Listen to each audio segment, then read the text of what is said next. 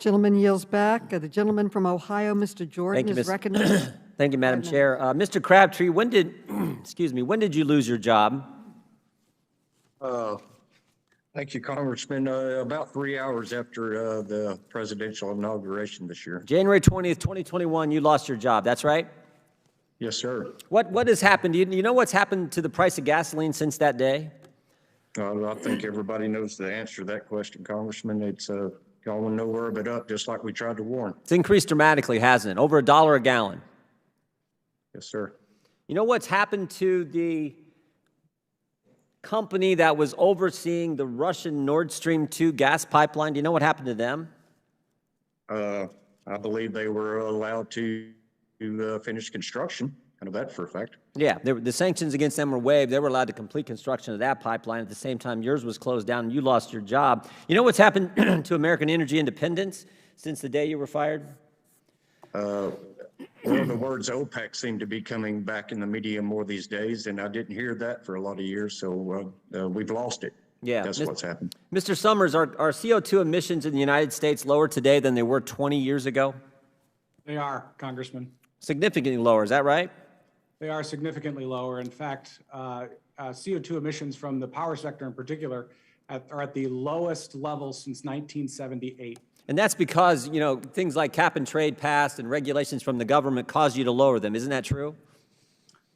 Congressman, actually, that is because of the innovation that has occurred in the American oil and gas industry. Exactly. Cap and trade didn't pass. It's not because of regulations from government. You guys did that on your own because it's just the right thing to do and it's good business, right?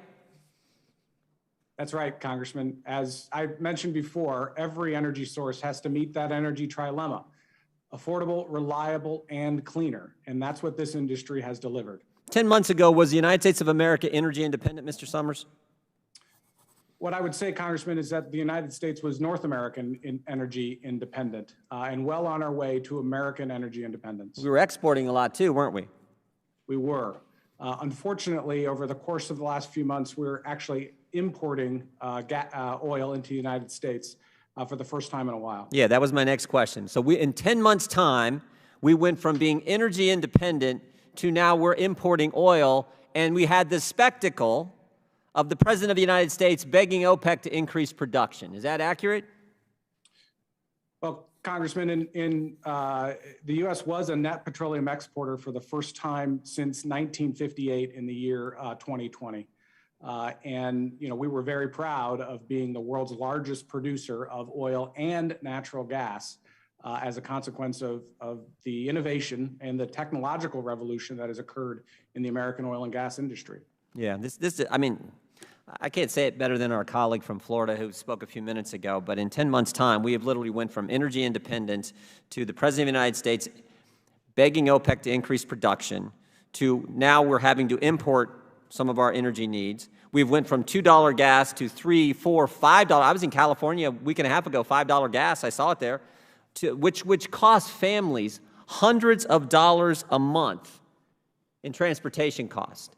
I mean, I think Mr. Crabtree, I think in his testimony said he still hasn't found a job. So not only did he lose his job because of the crazy energy policies of this government, he's now paying all kinds of more. His family's paying more for their transportation costs and other energy needs.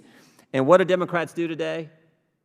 They come in and badger companies, tell them to further reduce, in some cases, production of oil and gas, which is only going to exacerbate the problem. I mean, it's literally maybe the craziest thing I've ever heard, but that's where they're at. I don't think the American people are with them, though, and that's the good news. So I want to thank those companies who are actually increasing production. Mr. Summers, I want to thank you for your testimony today. Mr. Crabtree, you deserve better, and hopefully with some changes that I think are coming, because I don't think the American people are going to tolerate this. Hopefully you'll be employed real soon. And we'll get these energy prices back where the families of this great country deserve to have them. With that, I yield back.